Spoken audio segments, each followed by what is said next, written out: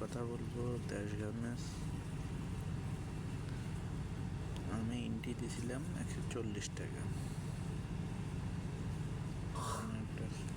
নিশ্চয়ই কমতেছে। ডাউন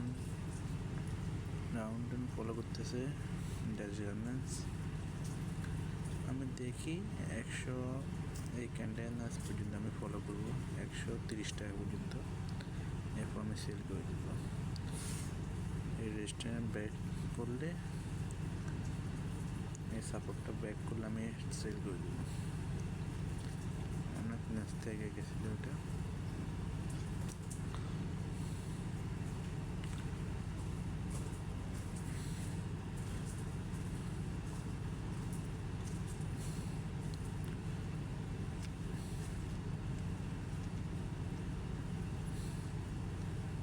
এখন সাপোর্টের উপরে আছে।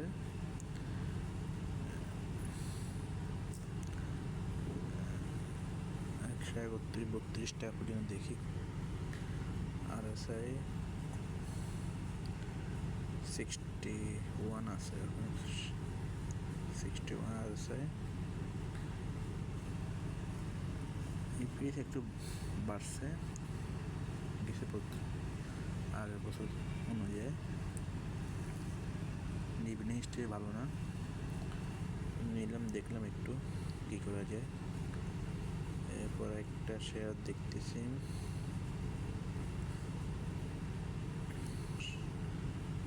আজকে নেব বিএসসিতে অনেক ট্রেড ভলিউম ছিল, এরপর ট্রেড ভলিউম একটু কমছে, এখন ট্রেড ভলিউম আর বাড়তেছে। গভর্নমেন্ট সরকারি শেয়ার এটা। ইপিএস অনেক ভালো, RSI অনেক ভালো আছে।